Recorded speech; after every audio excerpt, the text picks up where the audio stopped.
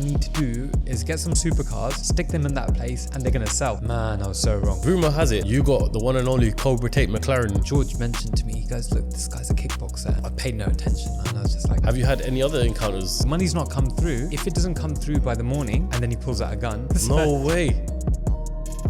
What is going on, people? Welcome back to the CEOCAST, the #1 podcast for showcasing business and entrepreneurship. Now, as you can see from the beautiful cars behind me, we are once again back at GVE, and I'm joined with none other than the owner of GVE, David. How you doing, bro? Good. It's been a long time coming for this one, man. I know. You asked me last time, and I thought I wasn't really ready for it. Honestly, the first time I met you, which was, I think it was almost 2 years ago now or something. Do you know what? The business was still growing at that point, and I thought to myself, I've got a few projects that I want to do before I do this interview, and we've done a couple of them now, so I thought it was about time. Yeah. So GVE, where do we all start, man? I don't even know where to start for this podcast. I want to start with this. Goodwood weekend has just gone. Yeah. You had a big stand there combined with 1016 Industries, right? Yeah, that's right. That looked like I wish I was there to see it, man, but you had a P1 there, you had your Urus there, many other cars there as well. Yeah, we had a LFA there. I mean, the LFA, believe it or not, that's the one that attracts everybody. You get like so many people standing around that car. It's £1 million Lexus, right? Yeah. But you know when you say it like that, £1 million Lexus, that just sounds wild. Yeah, no, it's crazy. Before we get into it, make sure you subscribe and set the bell notification to all so you never miss a single episode. You know what, we've been doing Goodwood for 8 or 9 years now, right? Yeah. And when we first started, we had this little hut with one car in it. And it's come to this stage where we've got this massive unit. It's probably as big as you can get as far as an independent dealership goes. And now if we don't go there, people are going to think, what's happened? Yeah, where's GVE? Where's GVE? Yeah. So we have to go there every single time. But it was a little bit of a bummer this time. One of the days it got called off. First time in 30 years it got called off. Which is crazy. Mad. But no, we made the most of it. Yeah. And what I will ask then is, essentially you go there for business, right? Yeah. What's the weekend been like for an entrepreneur for yourself? The weekend is all about, we spent a lot of money on this stand, and it's a big stand, right? Mm-hmm. So then we have to work out how we're going to make this money back during that weekend, of course, right? And so when I used to go before to Goodwood, I used to be thinking, have we sold anything at the stand? And if we hadn't, then it would be a really bad day. Would you be stressing out? I'd be stressing out, right? Yeah. So now it's more about actually, but then we realized that actually the sale wouldn't happen on the day. It'd probably happen a month later, 2 months later, 6 months later. Yeah. But ultimately, you have to be in people's minds all the time. And so like recently, we had Chris Evans come to our stand, right? And so I was like, oh my God, 1 second, this guy's big. So I went up to him and I said, hey. Chris Evans, is that Captain America?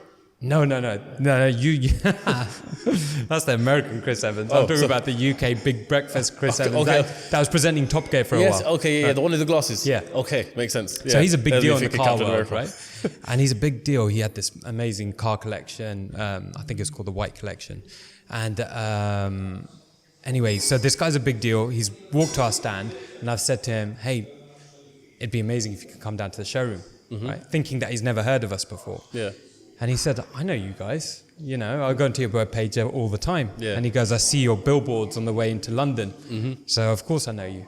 It's like, oh man, that made me feel so good. Yeah. You've got probably the best spec showroom in the whole of London.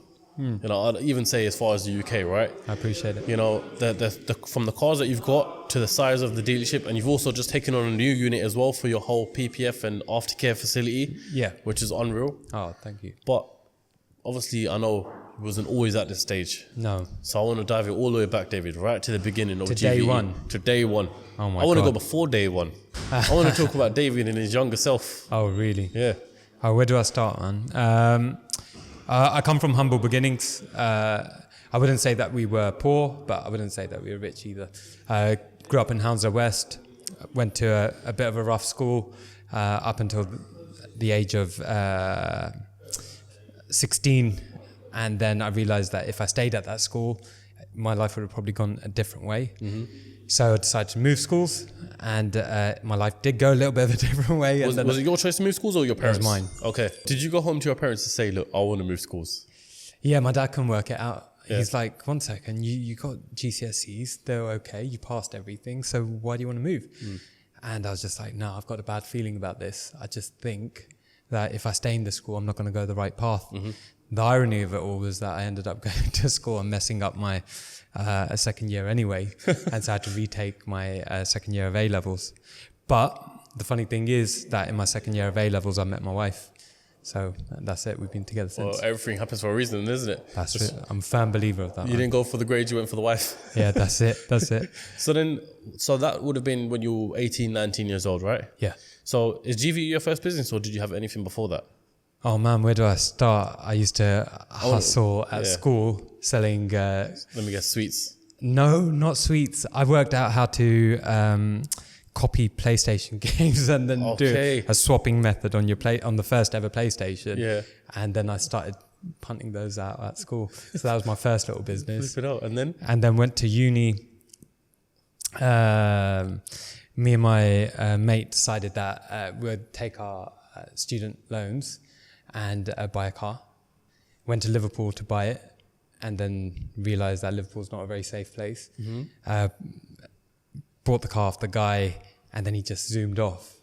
And so for the next 10 minutes, we're thinking, damn, man, we've just been scammed, right? Because he hadn't given us a V5 or anything, so we thought he just sold us a stolen car. Yeah.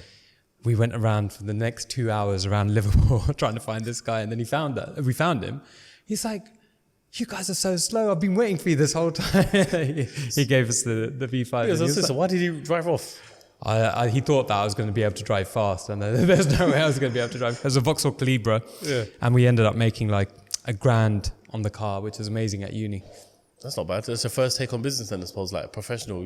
You know, if we're talking on the dealership level. Yeah, that was crazy. Like, see, I've worked jobs. I used to work at WH Smith in the airport, crazy hours as well, like 6 till 6 and whatnot. I've worked in jobs where I'm lifting fridges out of the back of lorries and whatnot. But at the end of the day, I knew that business was always for me. Yeah. So whether you've had your own business or not, you've always had that drive and hustle and ambition in you from the get-go anyway. Yeah, 100%.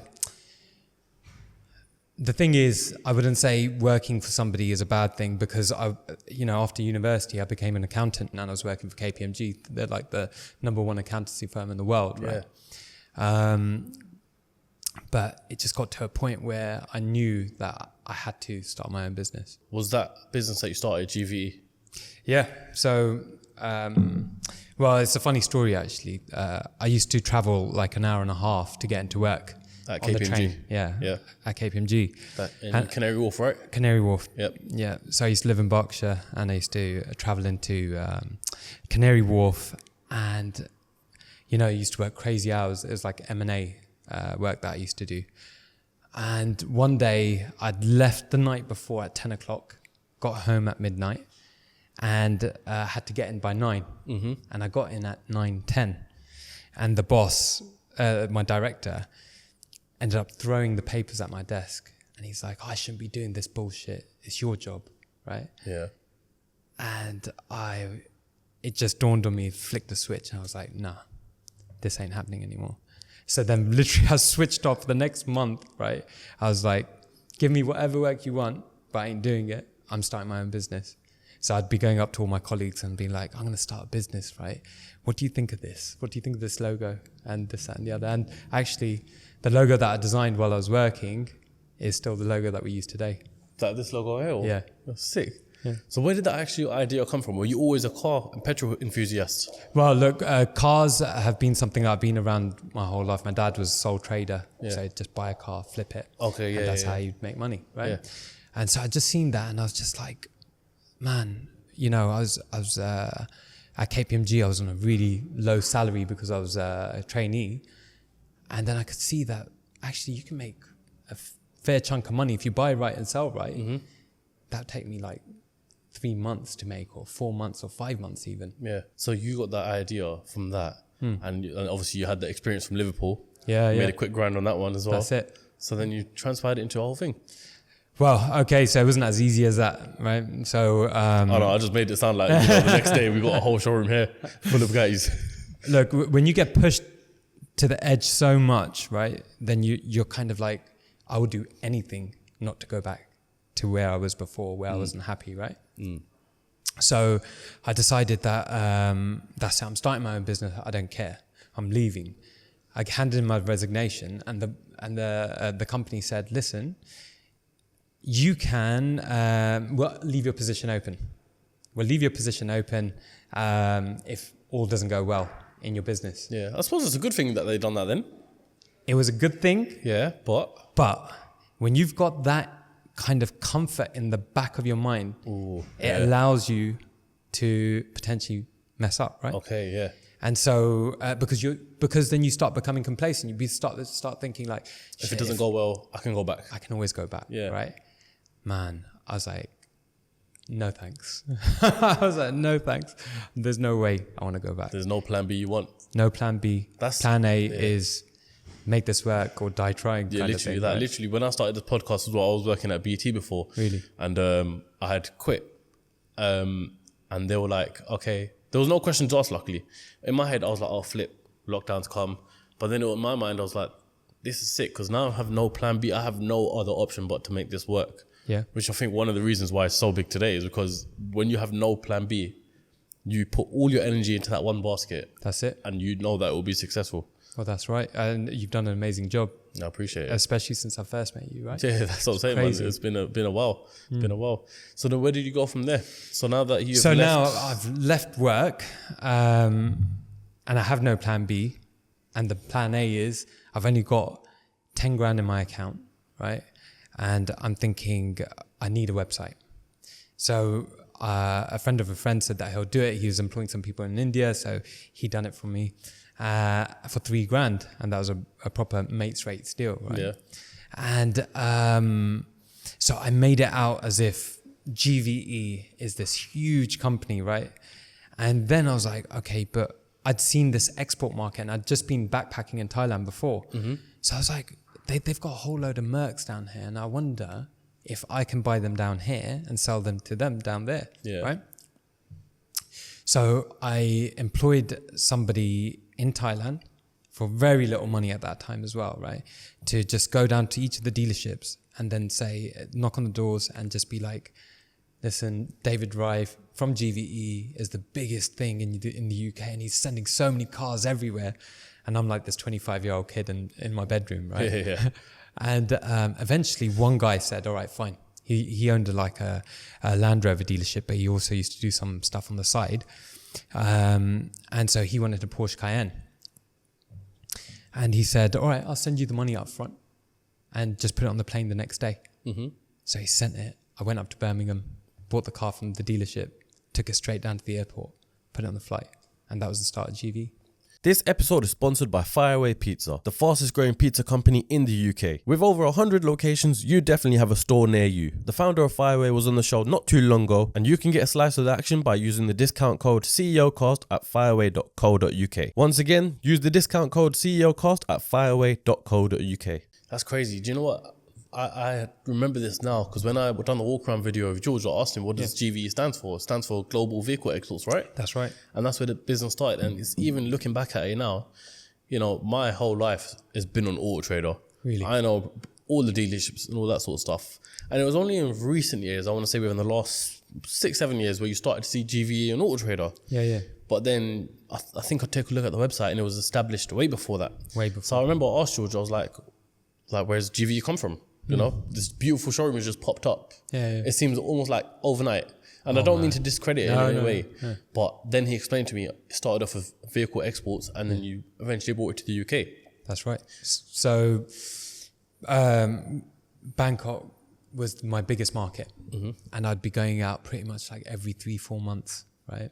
Actually, no, maybe even sometimes it was every couple of months. And I'm just selling Porsche Cayennes, Mercs, this, that, and the other, right? And then I started supplying Singapore, Hong Kong, Indonesia, and it just expanded like massively. So from that one car that I'd done from my bedroom, suddenly we'd done like over 1,000 cars. In that time that you'd done 1,000 cars, how long did that take you? How old were you at that point? I was 25, and then it was like kind of 2.5 years. Yeah. That we done that kind of level of cars. That's crazy. Did you not think to set up the dealership here and, you know, start being more conventional in that sense of, you know, do what the other dealerships are doing and start just selling cars in the UK? Really good question. At that point, no. That was the last thing that was on my mind. I really didn't want to, because it was much easier sending a car abroad and then not having, you know, somebody call you and say, my radio's not working or this, that, and the other, right?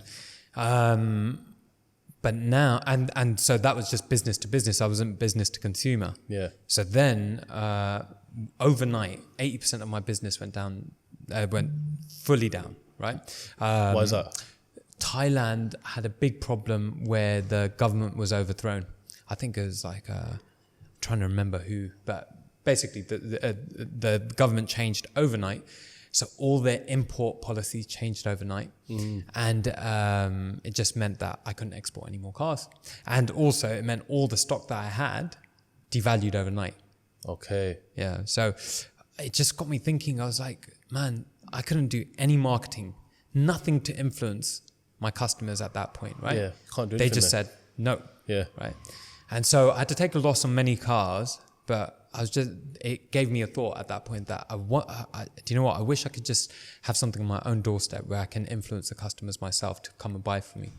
And then I'm not, you know, like at the mercy of what's happening with the government. Yeah, in other lands. And they're all right-hand drive countries, aren't they? Yeah, yeah. So you can buy cars from here and send them there. No issues, no worries, nothing That's like right. that. Yeah. Okay, so with that downfall in those countries and something to the governments, whatever the case was, is that what then sparked you to say, okay, now that I want something on my doorstep, let me open something here? That's exactly right. So I decided that, okay, I need to invest in a property. So why don't I invest in a commercial unit and then I'll turn it into a little showroom. So that became like the start of the GVE Supercar business. That's not this, is it? So this, no. It's just literally on the same business estate. Yeah. And it could store 14 cars. So then I bought my first few supercars. I flew out to Cyprus to buy a Scuderia. I got some crazy stories. Like I had the money didn't get transferred to the guy for the Scuderia, right? Yeah. F430 in time. And my flight and the boat was leaving the next morning. And he was like, listen. How much was it at the time, if you don't mind me asking? 150 grand, if I'm not wrong, right? They've gone up now, haven't they? Oh, yeah. So this is good. Thinking about it, maybe like, say about 9 years ago. Okay, yeah. And the guy goes, listen, it's fine. The money's not come through. You're just staying up the road. If it doesn't come through by the morning, and then he pulls out a gun, I've got ways of dealing with this. No way. So I'm like, Andres, chill, man. You'll definitely get your money. Yeah. Flipping hell. That's crazy. Did you know this guy before anything? No, man. I just saw an advert that this guy in Cyprus is selling the Scuderia. So I thought, that's good value, man. I think I've got something like 25 grand in that car. Yeah. Let me fly. And just jumped on the plane, met him. And he said, look, I'll let the car go. Yeah. But just so you know, you're still in the country tomorrow. Yeah. And if anything messes up, then I've got this. Yeah. Right? And obviously, I'm assuming if he's doing that, he's not a dealership. You're buying it from a private individual. No, definitely not. That's definitely crazy. Rumour has it that you got the one and only Cobra Tate McLaren in the workshop right now. In the workshop, yeah. We actually bought it. Yeah. And now we've just sold it and it's just having a bit of work done on it before it goes out. So you own Andrew Tate's McLaren. Yeah, that's right, man. So is he a client of yours or how's this all working? That's a good question. We bought his car. We bought the McLaren some time ago. I'm trying to remember when. It was like 15 months ago or 16 months ago, right? For the first time. Then we sold it. And we didn't really know whose it was. I mean, like George mentioned to me, he goes, look, this guy's a kickboxer and we've bought it. Have you heard of him? I paid no attention, man. I was just like, yeah, okay, cool. Yeah. Right? And then he called us up a little while after that and said, hey, listen, I've got a problem with one of my cars and they can't fix it in Romania. He was speaking to my servicing manager and he goes, listen, can you fly out and fix this for me? Right? And again, the guy said, hey, do you know this guy, Cobra Tate? I go, no. He goes, well, listen, he's telling us that he can come out. So we can go out to him and fix his car. And if we do that, he'll take us out partying in Romania. And he'll show us the best time ever. And I was just like, Listen, don't worry about the partying, but just We'll do the car. to get somebody to go down there and fix it, right? Yeah. It's cool. And in the end, we didn't end up doing it. Have you had any other encounters crazy like that? Oh man, I've had so many, too many to mention. This point when you went to Cyprus, were you on your own as well? Myself, yeah. Damn, man. Yeah. You would never think that would happen in like a car trade. In the car game. trade, look, the thing is that as time's gone on, we've realized that you have to be careful about the people that you want to deal with and this, that, and the other. So we're just kind of... On the flip side of things as well, even when like, it could even happen to people, like if you sold a car, you never know what type of person there is. Like if they have one problem in the car, rather than addressing it professionally, they could end up coming with, I've got this here. Do you know what I mean? Like, look, I think honestly, the car trade, it can get troublesome is probably the best way to put it. But we try and do just something really simple. When the car comes in, we check it as best as possible, right? Mm-hmm. We market it, we sell it. Now, as much as we try, right, some things can go wrong. And so if they go wrong, we try our hardest to put it back together, put it right. So we're not that company that turns around and says, piss off, basically, right? Yeah. We've got some people in the industry, right, that just turn around and say, listen, tough shit. You bought a used car. Yeah. Sold a scene. Yeah. See you later. Not my responsibility. Right? Yeah. And then, the guys are like, no. But these guys are so well established that they know ways of just telling people to bugger off, right? Yeah. When I'm not bad mouthing anybody, but what I just say is that we're too young in this game, and that's, let me tell you something, right? That it is not easy to be a young Asian person coming into a game like this, at the top of the market. But we've really done well so far to come this far, There's two things you've got to break in there, and I don't want to play the race card, but at the end of the day, if these top firms are non-Asian, it's hard to break that. And then, once we said again, young. Yeah. So for fresh new blood to come into this industry, other dealers or other people in this industry may be thinking, like, you stop right there. Yeah. You're not getting a piece of my pie. Exactly. Yeah. Exactly. And then you start hearing stuff being said about you in the market and this, that, and the other. Look, from our perspective, okay, if you're running in a race, right? Mm-hmm. If you start looking left and right, what's going to happen? You get distracted. You're going to get distracted. And you'll probably even trip up, right? Yeah. And then the other people will beat you. So we just try and stay in our lane, just focus on getting to our destination, and that's as simple as that. I actually learned that from video games, believe it or not. When I used to play racing games with my friends, you'd always maybe look behind you on the car to say, oh, how far is he behind me or anything like that. Yeah. And then they end up overtaking you. But if you just focus on your own race, concentrate, you'll be the best. You'll be better than everyone else, and you won't even think twice about it. And that's it. Look, I think it's all about the incremental improvement every day. And if we can just improve by 1%, 1% a day, and that's the kind of philosophy that I live by in this business. Yeah. Let's talk about it then, right? Every petrolhead has always dreamt of having a dealership of some sort. Maybe not on this scale. Maybe selling, having a unit the size of this, having a few Lambos, a few Ferraris. They've always dreamt of a dealership. Yeah. What's the actual reality like of having a dealership? Oh man! At this scale, let's talk about it on this scale. Where do I start? Daily occurrences, problems, issues. Okay, when I had that small showroom, right, I started realizing that all my margin was going because I'd buy a Ferrari, 430, let's say, for example, and then suddenly a light's come up on the dashboard, and then we send it to Ferrari, and they're like, 10 grand bill. Do you know what I'm saying? Right? And so then I'm like, oh man, we only had like 15 grand in that, and 10 grand's already gone because Ferrari had to fix the damn thing. And so then I was like, okay, no. When we get bigger, I'm going to have a service center. And so then it's funny, just like I never thought that we'd open somewhere this big, but we're just walking past this unit once. In size comparisons, how big is the old one compared to this one? It's a quarter of the size. Not even. Yeah, quarter of the size. Is it the one around the back over there that used to be PPF center? PPFs and stuff. Yeah. I remember George walked through that. Okay, so that only fit about 7-8 cars in it, I think. Yeah, something like that. at a push. Like Yeah, at a push, 14. yeah. But anyway, just walking past this unit one day, one of my purchasers said, Dave, don't you think it'd be amazing if we could get this place? And then that little seed's planted. I couldn't get to sleep for the next few days. Yeah. And then I was like, no, we have to get this place, right? My sales manager ended up leaving as a result of it. Because Why? he goes, Dave, you're here, you're at step 1, and you're going to step 5, and you're missing All 2, these 3, other 4. Yeah. Do you see what I'm saying? But I think I've always kind of been like that in business. I just want to... Take a leap of faith. Yeah. You have to, though. Yeah. You got to be ambitious and go for that next thing. Otherwise, you're always going to be wondering, could I have? Exactly. Right. Exactly that. Talk to me about this, right? Because you started off selling like, Mercedes, Porsche Cayennes, shipping them there and there. When was the point where you switched from those sort of cars to now supercars? Like, for example, you went to Cyprus to get the 430 Scuderia. Yeah. So what was the point of where you thought, okay, you know what?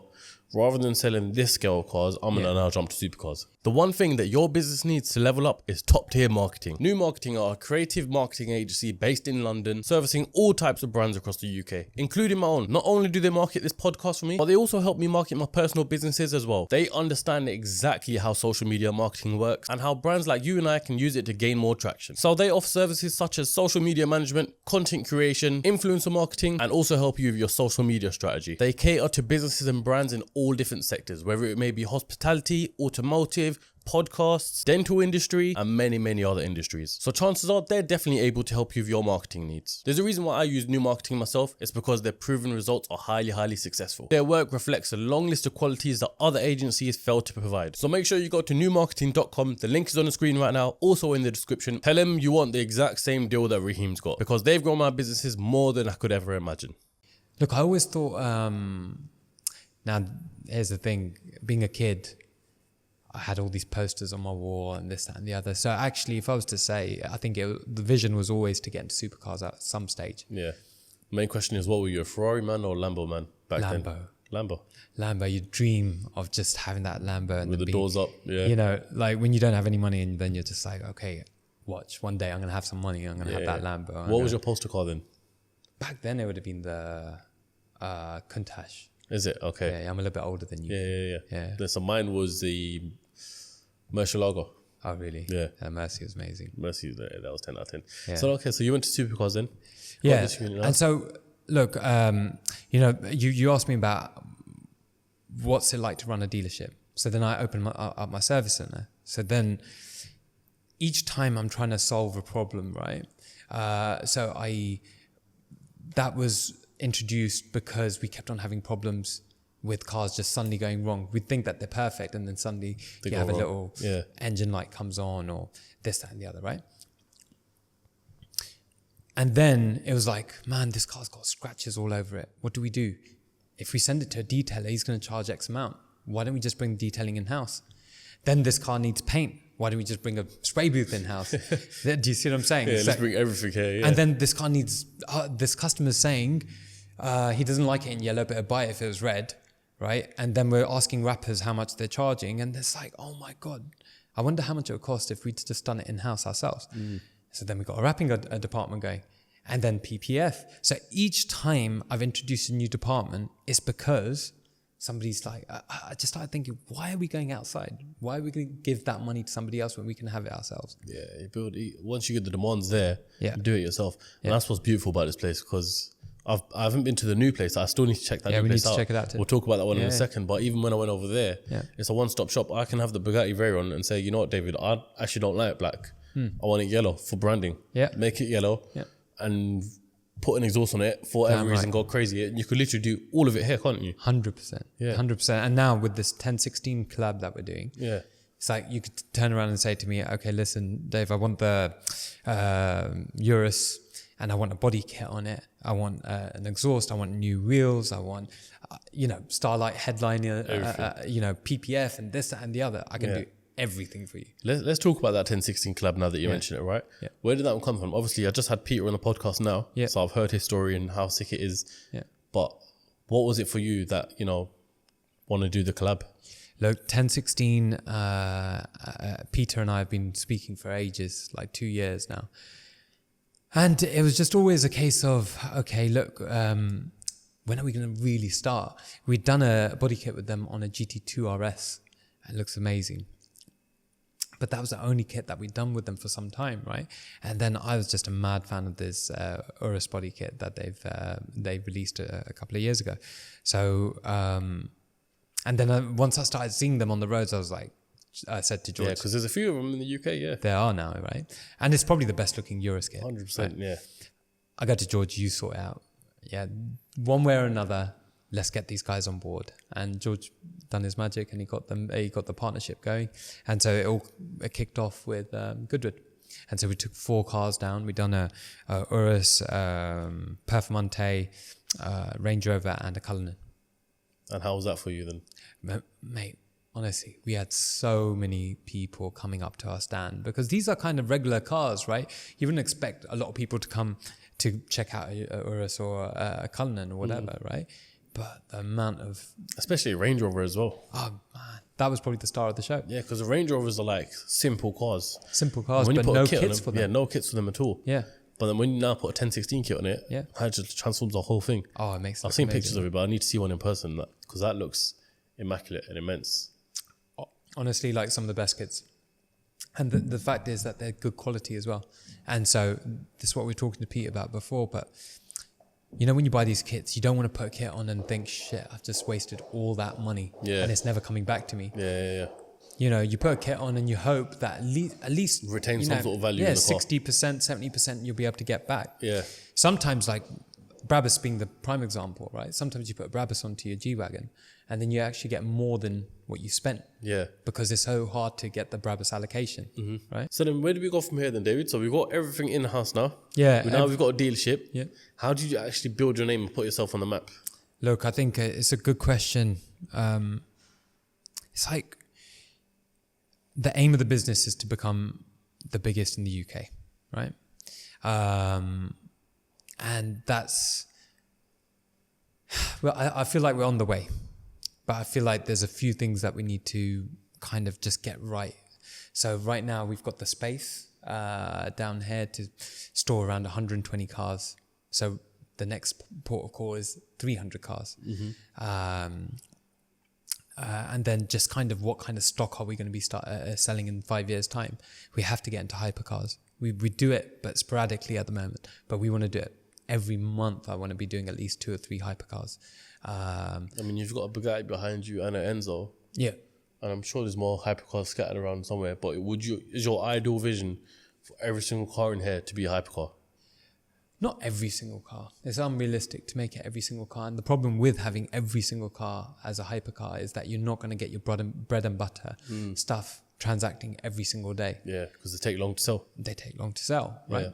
But the idea eventually would be 3 floors, you know, have 300 cars in stock, have a section just dedicated to hypercars, you know, and then maybe on the other scale as well, that we can, I don't see it being a bad thing, having cars that accompany supercars. So your more luxury SUVs, you know, the Audi SQ8s and whatnot. So again, just to create that consistency of, you know, revenue every single day. Yeah, that's what would make it key. Yeah. Oh, fair enough. And then actually we're launching a timed auction. A what, sorry? A timed auction website. Is it? Because the thing is that that's different. I know. We're getting... The amount of leads that we get every week for people wanting to sell their cars is ridiculous. Yeah. So as you know, we're getting bigger on social media, right? Every week we get a minimum of 100 cars being offered to us. And out of those 100 cars, we'll probably only be able to get 15 to 20, you know, do something with 15 to 20 of those cars, right? Yeah. But the other 80... we're doing nothing with at the moment. So that's where I was like, what's another way that we can offer these customers a way to sell their cars, right? Yeah. And so we teamed up with a company from South Africa to bring this into the UK. Okay, so what's it going to be exactly like? It's going to be like... are the cars going to come into your stock at all? Or how's it going to work? Sometimes. Yeah. So look, think about it. From an auction perspective, what is the biggest problem that you could potentially have with buying a car from an auction, especially an auction where you have to buy from another customer, right? What's the biggest problem? Most scenarios, you don't really know the history of the car. Damn right.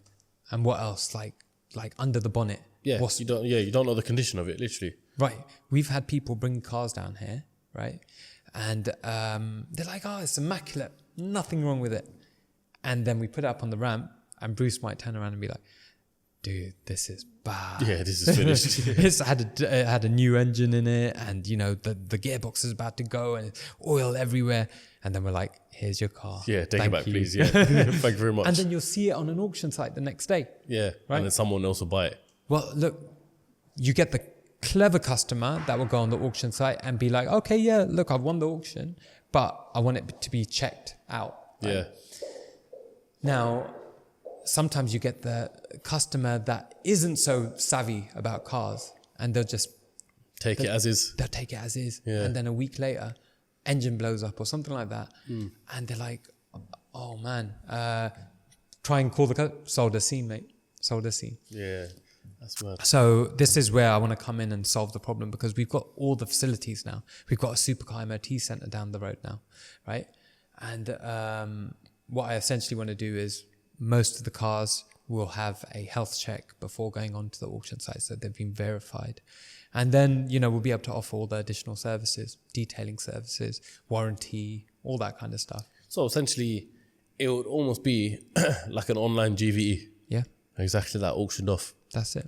That's pretty sick. Yeah. That's actually smart and clever. Oh, well, it all depends on if it works, but I'm sure it's going to do well. When did you think of that? I've been thinking about it for ages, man, honestly. Yeah. But, the problem is I've got so many ideas, and then it's as important to say no to certain stuff as it is to say yes. Yeah. So then it's just working out what you say yes to. What's the priority? Exactly. Sort of thing. Yeah. Going back to, building your name and stuff, yeah? Yeah. For me, looking at it as a social media guy, I want to say that a lot of your name has been built from, and credible as well, with the amount of clientele that you have. Yeah. Yeah. So, you've sold to like maybe many influencers, Yeah. footballers, Yeah. YouTubers, Rappers. you name it, rappers. They've all been here and got their cars from them. So when you were building your name, like obviously everyone has a strategy for how they're going to do this. Was that one of your main things, that we're going to have celebrity clientele? Look, honestly, right, when I started the showroom, I thought all I need to do is get some supercars, stick them in that place, and they're going to sell. Yeah. Man, I was so wrong. Yeah, because the thing is, everyone thinks they can, like I said in the beginning, everyone wants a dealership. Yeah. People, if they had, let's just say, spare 300 grand, units, 5 grand a month, buy a Lambo, how long is it going to be until you sell it? Do you know what I mean? Like, you got to have so much go into it, marketing and all that sort of stuff. I tell you, it was a big wake-up call, right? That thinking that you just buy an Aventador and suddenly it'll sell tomorrow. Yeah. And it was suddenly like you bought it, but you forgot to look at the spec, right? And you bought one without lifting. Yeah. And then you're like, shit, it's in stock for 3 months. It was never meant to be this, right? Yeah. And so, but the other thing was the reputation and people knowing about us. And I even had, like a well-known person in the game call me up when I bought my first Aventador, and he calls us up and he goes, listen, I'll buy you a Aventador for 220 grand. I was like, it's up at 250, man. I can't sell it for that much. And anyways, listen, stop being silly. I'll pay it now. I'll get my guy to collect it. I go, no, I'm not going to do it. He goes, who the fuck are GVE anyway? And just slams the phone down. Is it? Right. But anyway, so actually what it put into my head was like, yeah, actually people don't know who we are. And the only way I'm going to start selling these things is actually getting into people's minds, right? And so then started doing all these car shows, and slowly but surely, people think you go to one car show and suddenly people know you. No. We've done good with 9 times now, right?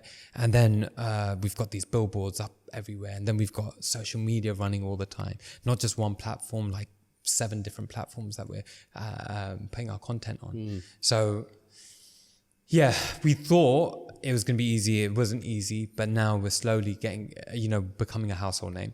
And off the back of that, we're getting footballers coming to us. We're getting rappers coming to us. And I'm talking big names. I always thought I can't wait till I get a footballer. But actually, the reason why we want footballers isn't because I'm into football. It's because if footballers buy off us, then the other business people that might follow him.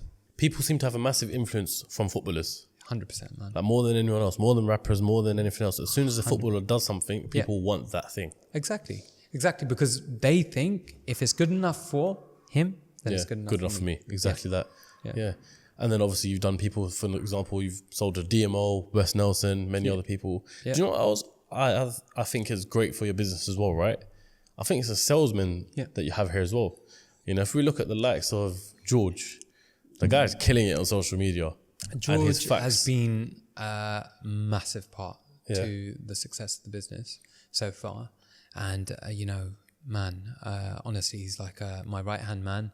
And, deserves all the success. He's pretty much been almost like a face of GVE, right? Yeah. And, he's worked his way up there, if you see what I'm saying. You know, when he first came to GVE, he was an apprentice. Yeah, I remember him saying, And the best thing about him at that stage, what I saw back then was like the hunger to succeed, right? But yeah, honestly, like I wouldn't been able to do it without him up until now. Yeah, I mean, the way he does his videos, then you got people like Anthony and Andreas, they all make their content. I think that is the key thing for GVE. And it always has been, it's the core team, you know? It makes people have an attachment and build a relationship with someone over a phone, as opposed to even coming here. So if anyone came into GVE after seeing George's videos online and they see George here, they already feel like they know them. Yeah. They feel comfortable around them to spend 120, 150, 200 grand plus, whatever the case may be. 100%. Yeah. Well, it's funny at Goodwood, the amount of people coming up to George. Yeah, celebrity, innit? Yeah, Big George, da, da, da. And then it was like, can I get your autograph? Yeah. To George. I was like, an autograph as well, damn, man. Bloody hell. This guy is becoming like, so, we were standing with Shmi at our stand. And so the guy comes up to Shmi first and says, hey, can I get your autograph? Then goes up to George straight after. Yeah. So, but it's testament to his work ethic, you know, and that's why he is so high up in the business. Yeah. And, you know. One thing George always like portrays on social media as well, advertises on social media for GVE, is something called sale or return. Yeah. So I want to know where this concept came from and how that works for you.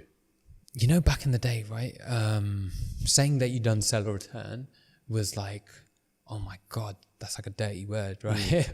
And you should be ashamed of it, right? It's like almost because it's not your stock sort of thing. Yeah. Ego attached to it. And so I used to think of it like that as well. And so we never used to approach it, right? So guys got a Ferrari, that it should be retailing at 300 grand, and we've gone to him and said, we'll offer you 260 for it. And he's like, no way, man, piss off. Yeah. And then we just let him go, right? So then the obvious thing was, if I create a platform big enough, would he then sell or return it with me? That was one of the motives behind it. The other was, if you're not doing sell or return and all of your stock is purchased outright, you're playing a risky game, right? Why? Because all your money's tied up. Money's tied up. But look what's happened in the last 3, 4, 5 months. Interest rates going up, prices coming down a little bit, especially when they were overinflated. Yeah. You know, a year ago, all the prices were overinflated, and now they come down again, right? On some models. So imagine if you owned all that stuff. You just have to take a hit, right? A big hit. Yeah. So I'm all about sustainability, right? We need to sustain this business and make sure every month we're making decent money. It might not be the top money that we can make, right? If all of the cars were owned outright, we could have bigger margins across every single car. Yeah, of course, Do you see what I'm saying? Yeah. But it's more consistent, right? It's more consistent and it's safer. That's the way that I want to do it. What did you make of all the cars going up inflated in price and lockdown? Was it a great time for you because, you know, you could be able to sell cars at a much higher price, or what was the actual reality of it like? It's an interesting question. Look, from our perspective, you know, some of the stock is SOR and some of it is owned outright. So on the stuff that was owned outright, perfect. You know what? We've made more money on our cars, right? With the inflation, of those prices. For the SOR stuff, it wasn't like we were making that much more money out of it. But ultimately, the customers that we had were making the real, they were making good money, real money. But see, the problem sometimes is, right, when times are too good, the sellers don't want to take a offer on their cars, and so then the buyers are like, what, because of like natural greed sort of thing, or well, because they're thinking, okay, well, when the times are good, interest rates are low, so then people are saying, okay, give me 10 grand off, and he's like, no, do you know what? I'm paying such little money in my monthly finance repayments that I'll sit on it, right? But now, so then that was a seller's market. So the seller had the upper hand. What I'll say now is that we've moved into the buyer's market. Sellers are being forced to take offers on their cars because suddenly their finance renewals are coming in, and they're like having to pay double the finance repayments that they were paying before. Due to interest. That's it. Yeah, that's all adding up. All makes sense. Their mortgage has gone up. The monthly finance has gone up. So the cost of living's gone up. Cost of living's gone up. Yeah. So now they're just like, no, do you know what? I'll cut back. So I'll take a offer on my car. All right, this is a really, really interesting point to bring up then, right? As we all know, cost of living crisis is going through the roof. As we mentioned, interest rates and just things in general, things are going up. Do you see people buying supercars less in that sense? But then also, do you see, due to that, I don't want to say struggling in the future, but finding it harder to sell supercars? No. So again, with the model that we've got, right, we're basically facilitating somebody selling their car most of the time. And then obviously we're taking a punt on certain cars as well. Some of the time as well, right? So when there's a bit of a shock in the system, as there is now with the interest rates going up, right, it prompts action.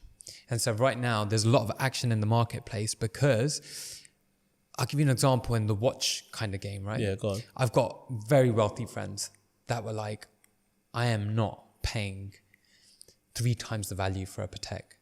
Right. And I was like, but you got enough money, right? That into the hundreds of millions. And they're like, no way. And they're like, eventually the price will come down. And I'm thinking, no, it won't, right?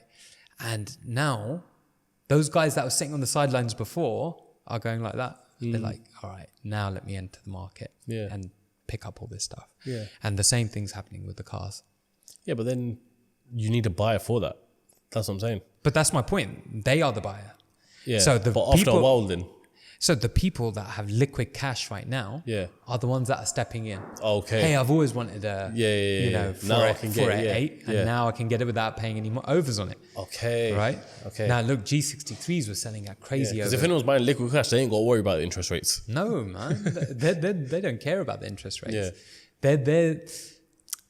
Yeah. People that were over leveraged before are the ones that are putting the car. I mean, I wouldn't say it's a rule of thumb. Actually, there's some people that just generally change their car every 3 months or change their car every 6 months. Yeah, that it's not something new, isn't to sell. So we've got that.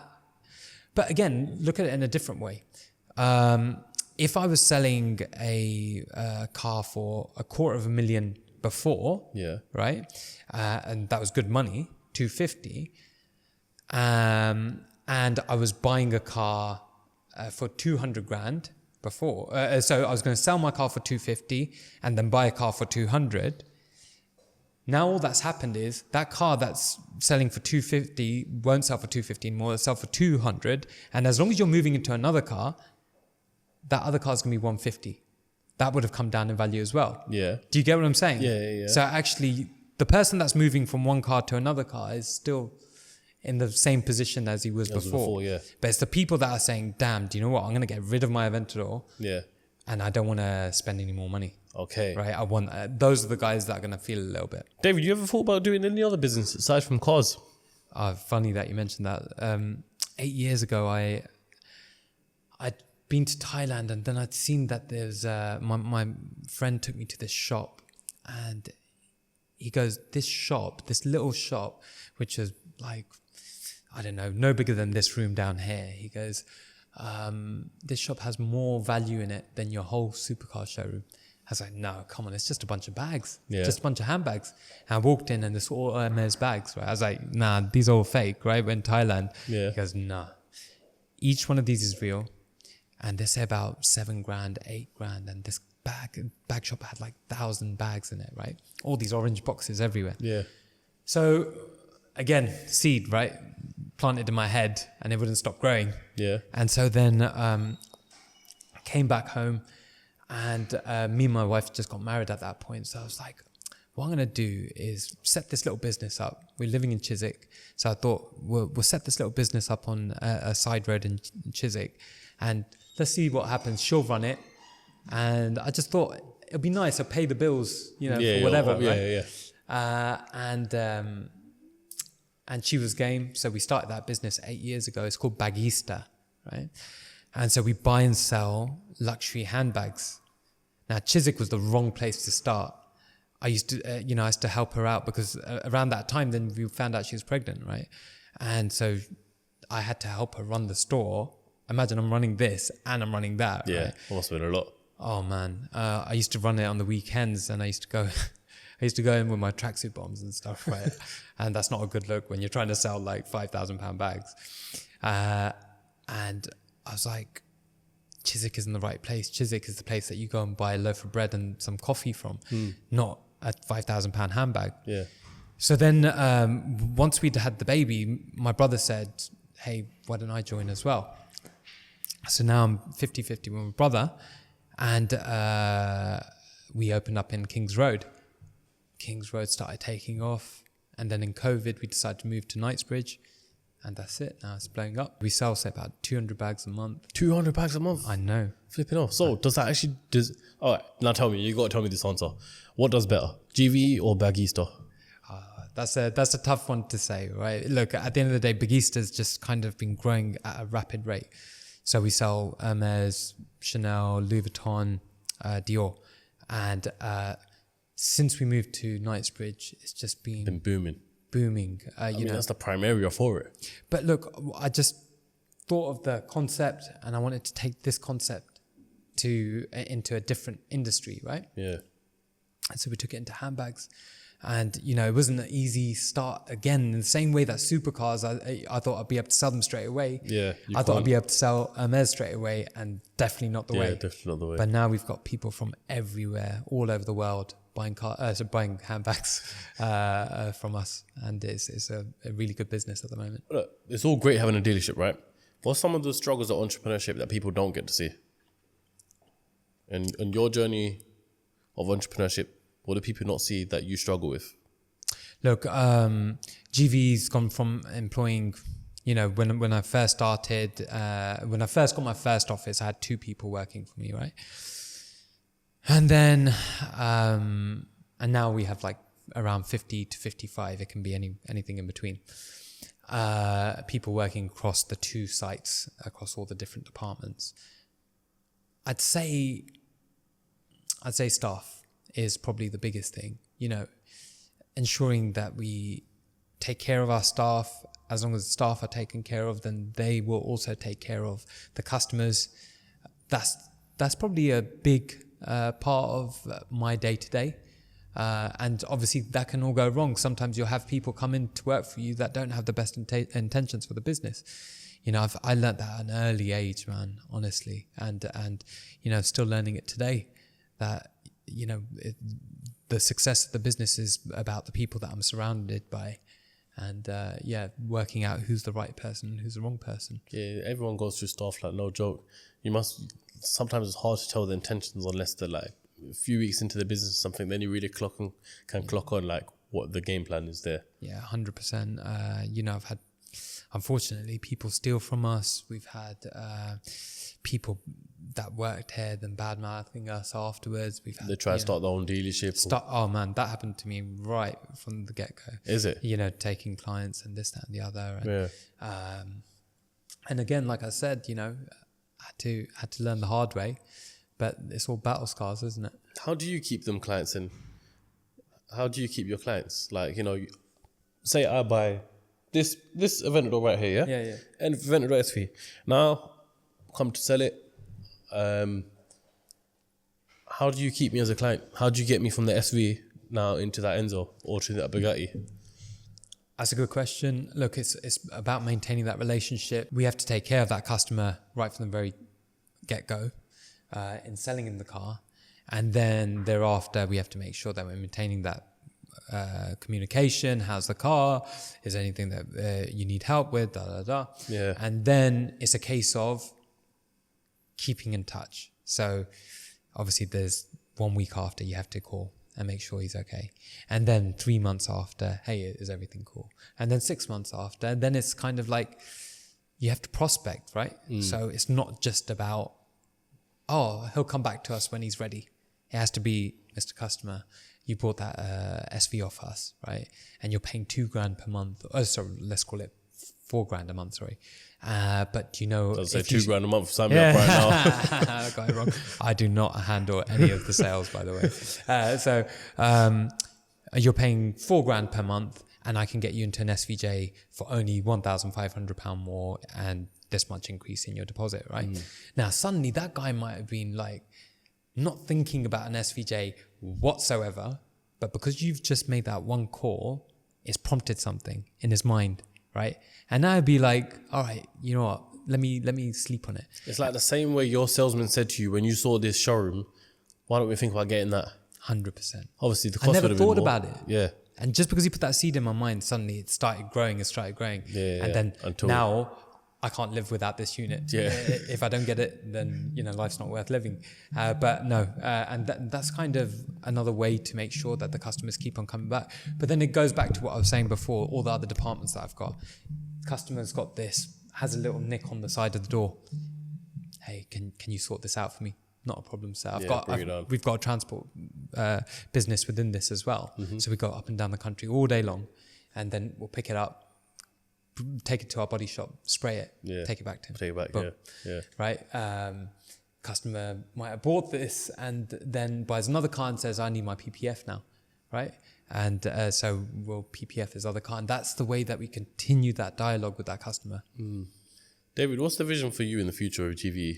Where do you want it to go? Look, I know we answered this briefly in the podcast anyway, but as like a roundup of where you want to see it. There's been lots of talks about how we're going to expand, but ultimately it's about having the best CRM, best database, giving the best quality service, and then just constantly expanding, you know, having that one-stop shop and that's our USP, right? There's not another dealership down here that does everything that we do. One-stop shop, yeah. And it's trying to become the best in each one of these departments. Because look, if we do our PPF on somebody's car and it's not right?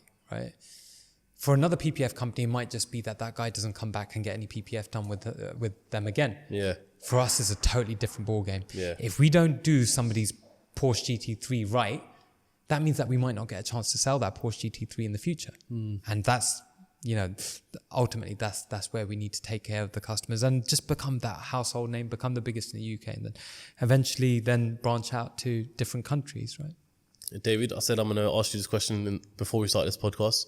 What's the message you would say to your younger self? Oh man, that's a good question. I think at points, you know, younger self was got down a lot because stuff didn't go the way that I wanted to go, right? So like grades might have been rubbish, or, you know, I got rejected. You know, just to get that job at KPMG, I must have applied to 40 places, and it was the 41st place I applied to that gave me the job eventually, right? Yeah. But ultimately, all those stages of feeling down, right? And what I'd say, looking back at it, is like, that's not what life's about.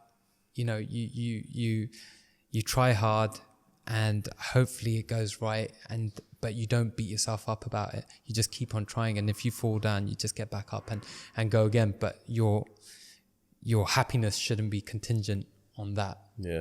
You know, that's it. What a way to end the podcast, David. David, I appreciate you coming on. Like I said, it's been ages since we've been trying to get you on. We've been trying to get you on for a while now. So I'm glad that we could finally sit here, talk about the whole GVE story. Yeah. And just give heartwarming message as you just did right there to the camera as well. Thank you. If there's any final thing you want to say to the audience Obviously, other than buying a supercar, what would it be? No, not really. Like, I think, I think about business, like, given that's what the podcast is about, business is hard. It's not as easy as Instagram and TikTok and all of that stuff will make it out to be, right? But everybody can make it. And I sincerely believe that it's all about where there's a will, there's a way, and everybody can make it. And, people shouldn't be deterred by the fact that their education might not be top. They didn't go to the best schools or this, that, and the other. If you've got that drive within you, you can definitely make it. And that's essentially what I done. I wasn't the most intelligent person at school. I was at the bottom of the class. And, I can pretty much guarantee that my teachers definitely didn't think that I was going to get this far. But look, I wouldn't say I've made it yet, but I'd definitely say you're on track to do so. I built that drive within me, and I think that's what I'd have a message for the youth, is that keep that drive going. Yeah, 100%. David, I appreciate you coming on. If people want to find you on socials, where can they do so? David Rai _GVE on Instagram. Yeah. Like, subscribe, share with other people, comment your feedback, and until then, I'll catch you lot next Sunday on the next episode of CEOCAST. Peace.